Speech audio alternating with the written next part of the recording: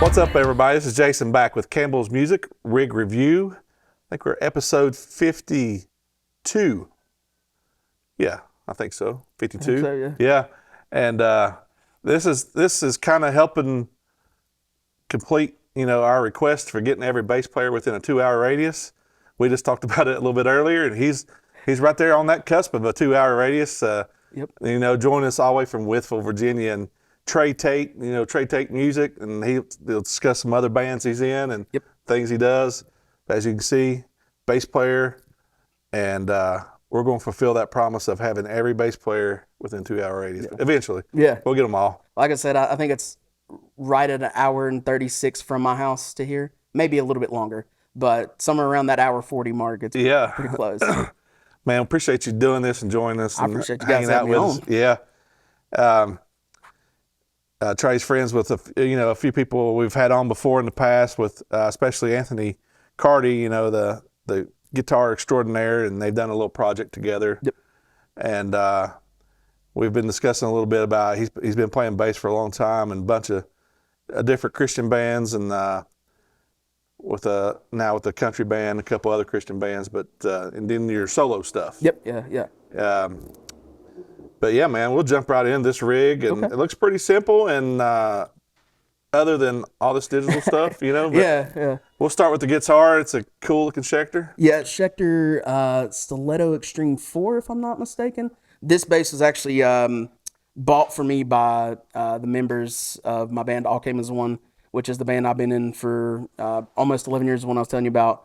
We've been together since 2013, Christian rock band, Christian contemporary, and after my mom passed away, they all pitched in and bought this for me. So ever since then, it's been my workhorse. So with that being said, I don't know as much of the stats on it or thing about that, but pretty much just the stock Schecter. Yeah, the way it came. Yeah, stock Schecter. It's got Schecter pickups, 4-string. Yeah, it sounds good. It's been one of the best basses I've ever had. I think before this, I was running a Squire Jaguar bass that I picked up for about $80. It sounded good, and I nicknamed it Tattoo because I stuck a bunch of stickers on there. Actually, I have one of y'all's stickers on there that I got from like 2016, 2017 when I stopped by. So. Nice. And I know she got one of those wraps on there, and I use one from time to time. It kind of helps with the overtones or stuff like that too, especially in recording. Yeah, that's mostly where I use it. I try to tap occasionally. I am definitely not on Anthony's level of tapping of any kind. One way that I use it, like I told you earlier, especially when I play in the country band, when me and my wife play out at churches and events and stuff, sometimes I end up having to run sound off of a little rig. So it's really cool to have that to where I can kind of tap and turn knobs at the same time. Yeah. Just because of just convenience. But yeah. So yeah, this is my main rig. I have a backup bass. It's just a little stock Squire that I bought, and I usually use that when me and Jaden Unique, who's I was telling you about him earlier, when we play out and it's just me and him, when we don't have the whole band with us, it's just me and him playing. I'll bring the Squire, and I have a Harbinger 8-inch monitor that I'll bring, and I'll run the pedal because it's direct out as well. Yeah. And that's just a little bit easier because this is, it's got a big case. That one just has a, backpack case. Yeah.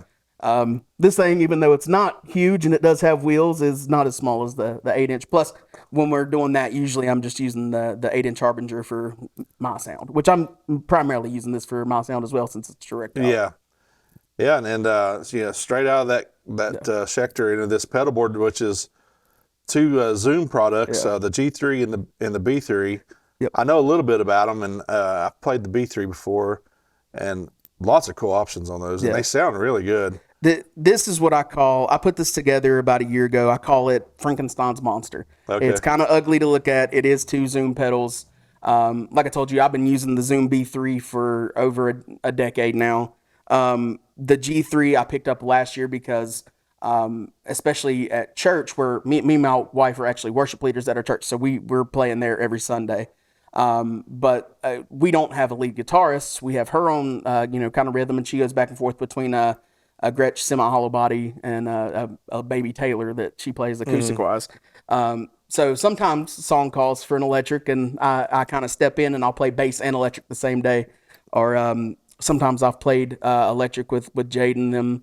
Even with All Came As One, I played a few shows. So I built this with the thought process of I've got to play bass and guitar, within a song. options. Yeah. So yeah, it's ugly. It's got wires going all over the place, but it's cool to tell the story. So simple, very simple. The bass I've got about 3 patches on here that I've got. I've got a compressor on my main patch here. I've got a compressor, some reverb, and I've got an amp model just so I kind of have that, standard. And when I'm here playing with this, or when I'm playing with just this, I still have the same sound Yeah. and setup. Yeah, I actually seen your episode. I think it was the episode that came out this week where you're talking about I think you were talking about having a reverb pedal, and I was like, Yeah. I have one of those in on that, so that's cool. Every bass player needs reverb. Yeah, I use it when we're doing kind of the lighter worship and stuff. Yeah. And like I said, where we don't have a lead guitarist, sometimes I'll put that on just to kind of give more of a light feel. And when I'm just kind of playing up here higher on the neck, and I'll turn the volume down a little bit and just kind of have that blend kind of with her guitar and stuff. Yeah. And I found it, useful too, kind of to help fill the space. And last time I played mine though, at a show at Capone's, I think mine got out of hand and just took off by itself, so I couldn't get it cut off fast enough. It's easy with those reverb pedals. Yeah. I've noticed that one. I actually, before I came today, I was messing around with this thing because I was like, I want to, you said it and you kind of forget about it and you just kind of boop, boop. But I was like, if I'm going on, on a show to talk about it, I need to kind of know and dial it in, make sure it's, sounds good. But yeah, I mean, real simple. This first patch especially, just super clean. I have the reverb, like I said, when I need it. The next one over, I think I have a flange on. I don't use that one as much, but I have used it before. I actually worked for a church called Highlands Fellowship. Actually, when I was coming in today, there was a guy that was going out that used to work or I think he might still work at Highlands Fellowship. Chase. Yeah, Chase. Yeah.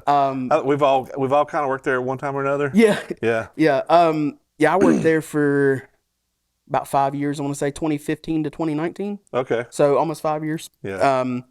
But there's a couple of songs that we did there that the bass did some crazy things and had like flange on it. So I was like, okay, I'll put that one. And then All Came As One, my Christian rock band. We've had some rockier songs, and I have a patch on here that has more distorted and a little bit heavier. And I've used that for my solo stuff as well. But yeah, just super, super simple. Most of the time it's just going back and forth between the patches I have set up. Unless I need to get in, turn a reverb on, turn flange off. But I find a lot of times in these multi-effects units too, like, you can really get lost and spend hours of. But yeah, if you keep it simple and keep it to 2 or 3 patches and just stick with that, then you're golden. But my lead guitarist in All Came As One, he is an analog pedal guy. He's got a big old pedal board and it comes in a big case, and I'm like, I don't really need all that. It's cool, but he's got like $1,500, $2,000 into that thing, and I'm like, I have paid $200 for this thing 10 years ago, and it's done me well. The only thing I've had with it before was I actually had a compression pedal that I used with it before I kind of dialed in the one on here. Gotcha. And I loved it, but it was old when I got it. It was actually given to me by the guy who was doing the mixing and stuff on when I played up at Highlands. He was like, he was a bass player, and he's like, you need this. So he gave it to me. And I'm sure it was kind of old and it wasn't one he was using at that time anyway. But yeah, I played that thing until it went out on me. I've still got it and still hope to get it back going one day. But I've got the the compressor on here, and it works fairly well for. Yeah. And the expression, are you using it as volume, or are you using it as an expression for effects, or that one? So that is mostly used when I play guitar. Okay. Well, it's only used when I play guitar. I've used it for volume. I've used it for some wah effects and stuff like that. A lot of swells. Yeah. That's probably the main place I've used it other than volume is for swells. There's been a couple of times where I was playing guitar and trying to do some swells on a song. I think last year, because like I said, All Came As One's been together for about 10 years. And like many bands, COVID kind of knocked us, and we kind of went dormant for a while. Everybody in the band within that time got married. 2 of the members had kids, so 2023 came around, we hadn't played a show in probably 2 or 3 years. And we ended up doing 2 shows last year. And I ended up, the lead guitarist asked me to play guitar for a couple of shows, and just kind of see how it went. And it went well, but I miss playing bass. Yeah. I was like, I love playing guitar and studio work. I do, I do all my guitar in the studio unless I'm featuring somebody like I did Anthony, but that is more metal, and that's me writing. So no, I don't really, I do some covers, but that's more me writing, and so that's where I kind of live there. But yeah. Heck yeah, let's if you just want to run through a couple of patches that you got set up and just see what they kind of sound like, Okay. So this is my main patch, and it's the one that I use probably 90% of the time.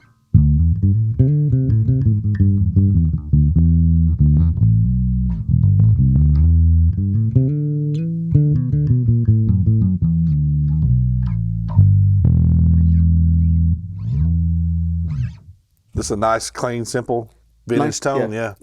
And then I got, obviously I've got the TC Electronic BG250. I've got it doing quite a bit of work. I've got it, kind of EQ'd. I've got the bass up a good bit. I've also got some treble, and I got the middle, about middle. Because as much as I like the low end, I do like to have some of those highers and mid tones. Yeah. Is this the single 15 or? Yeah, the 1x15. Yeah, yep. gotcha. Yep. Yeah. Yep. I think I used to have this exact combo, and those amps are very underrated in my opinion. Very much so, and it's this particular model. I think they've probably discontinued, which makes me sad because, like I said, this is the first one I ever bought, and I was looking for something that would be kind of easy to carry. Which it's funny I say easy to carry, but all came as one. We have a trailer, and we had all load up all of our stuff, and somehow somebody would end up carrying my amp, and they'd be like, man, this thing's, heavy compared to and I'm like, it's really not that bad compared to, all these local shows I went, and the guys got the big old amp pegs and stuff, half sacks, full sacks. And I'm like, this is, I've actually used this on stage, on bigger stages. We got to open up for a couple of bigger bands in, the kind of the Christian world. We got to open up for Building 429, JJ Weeks, Jason Crabb, and I have had this thing on stage, and not so much some of those bigger festivals, but especially at like churches and stuff. And I've had this thing maybe on 4 or 5, and they've made me turn it down. They're like, you're overpowering the system. And it's funny, and most of the time that's happened, we'll have like a good mix when we're going through sound check, and then you get all those people in, and it's funny, and I'm not making a fat joke by any means, but cellulite is the best soundproof there is. Yeah. So for some reason, you get all those people in, and the lows just don't cut through quite as much. And if I'm sitting in front of this thing and I can't hear it, I'm like, I'm gonna turn it up. Yeah. And I've been told I had to turn it down. I'm like, that's crazy that this, just 115 can do as much as it can. And like we were talking about earlier, it's got direct out, so I love it for that. Yeah, we're just running direct tonight, right in the interface. So that's what you're hearing. Yeah, you talking about, we can make fat jokes because we're all fat. So we went and sound checked at the Paramount, with nobody in there. It's insane, the echo off everything, and it's like, I don't know if I'm gonna be able to hear anything. Yeah. Then once the bodies hit the seats, it just absorbs it all. So it's pretty cool. So I'll go through the next patch. Go through the next patch. Like I said, I don't use this one as much. I think I used to use it more as for recording, because these pedals you can plug directly into a computer. And actually, the first song I recorded, I used this bass B3 pedal. This is when I had went back to college, and I didn't have the best job, and I wasn't making a lot of money, and I had just bought a MacBook for like $300. It was a 2015 MacBook, and I was like, it's got GarageBand, and I was like, I'm gonna try it and plug this thing in. I recorded the whole first song, bass and guitar, through this. That pedal, yeah. So I had this one set up as like my recording patch. Somewhere along the way, I put a flange on there, but.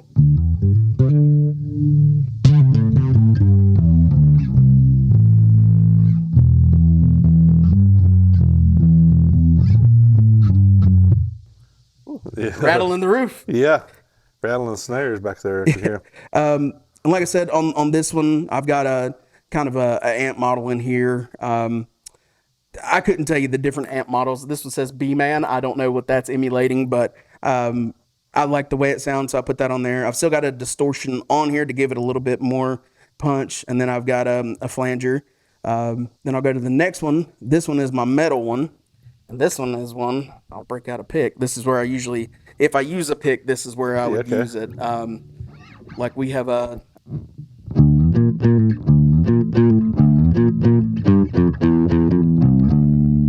So I break it out there, but Yeah. that one's a drop D too, so I'm not going to go much further than that. But yeah, nothing super crazy on that one. Just a little bit of some distortion just to push it a little bit. I've even got some reverb on there just in case. Yeah.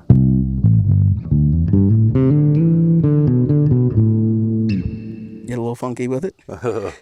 But yeah. Yeah, no, that thing sounds great. Like I said, I played with one for a while, and it's like endless possibilities. But yeah, man. Like I said, bass players are where it's at. Yes. Can't have a band without a bass player. That's true. Very true. Very true. It's funny you say that. Like I was telling you earlier, there's been times where, I've had to put down the bass to play guitar at church, and usually it's during a song that it just has to have that. It doesn't work well without some kind of distorted guitar, which is where I kind of live. In most of these bands where I've had to pick up guitar and play it, it's usually in a song that has distortion. It is heavier. I am very much a rock and hard rock guitarist and metal to some degree. But we had a song, I think it was last week, at church, and I asked my wife, I was like, well, do you want me to play guitar? She's like, no, we need you on bass. We got to have that bass. And I was like, that's my woman. I love her. Yeah. If you want, and go ahead and mention your projects again, and we're going to throw up some links down here at the screen, and some the way we could check out your music and stuff for sure. Okay. So the main band I'm in, like I said, I've been in for over a decade now. It all came as one. We started in 2013. And we've got to do a lot of cool things. We're not as active as we used to be, just because everybody's married, got kids now. But we're still playing. I think we have 2 or so this year. And since we've been around as long as we have, and like I said, everybody's married and stuff, that kind of tends to work a little bit better with us not playing as much. Mm-hmm. We used to do like 25, 30 shows a year.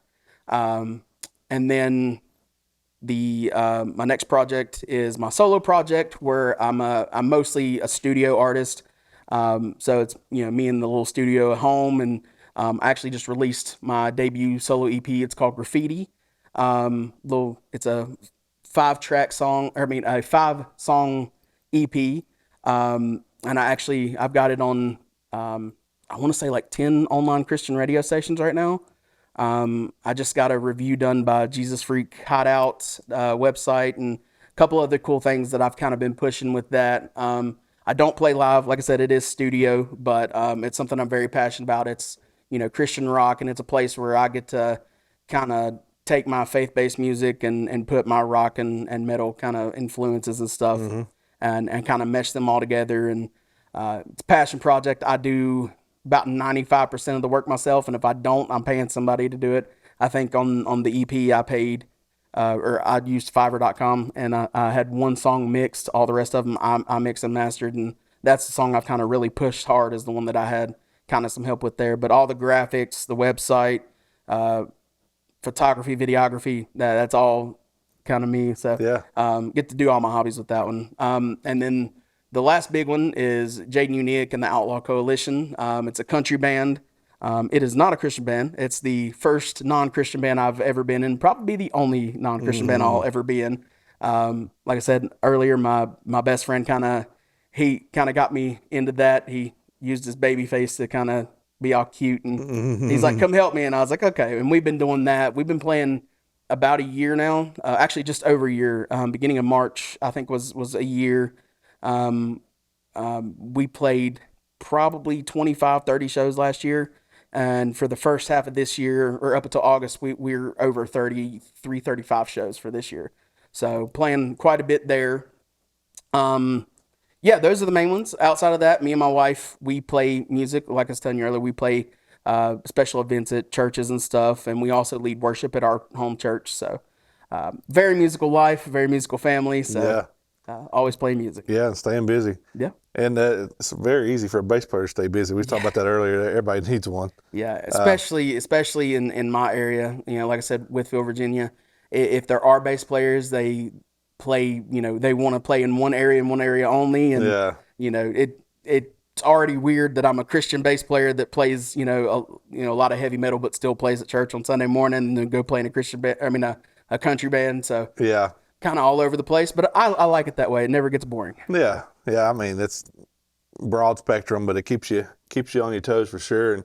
And like I said, we'll throw up all these links and be able to check all these people out, the Facebook pages, and check your music out and stream it or whatever. And, awesome. Yeah. Like I said, Trey Tate, Whitfield, Virginia, we're almost hitting that 2-hour barrier. Right there, yeah. So it's pretty wild. Like we talk about this show, I don't know, it's a little over a year now. We've started it and 52 episodes in now. Yeah. So we're growing. And I got to backtrack and go back. Like I was telling you, I started with Anthony and a couple other of those guys, and I feel like I've watched at least 1 or 2 episodes a week since then, or especially when they're dropping. I'm trying to stay consistent with them. We had this one that dropped Monday was Michael Caudell, and he's a bass player. He's around the Marion area. Yeah, so, I seen that. Yeah, his was the one I was talking about earlier. Yeah. But great. I mean, it's just a good community. I mean, I still consider all that area this community, Southwest Virginia, Northeast Tennessee, and appreciate you coming in and hanging out. Appreciate you having me. And anything else you want to hit on or discuss or? No, I think that's about it. I think I covered it all and talked quite a bit. So. Yeah, no, it is great. Man, we'll just we'll get some music from you and kind of fade out from here. But appreciate you joining us doing this thing and driving almost 2 hours to join us. I'll do it again. Just let me know. I'll do it again. Thanks, man. Thank you.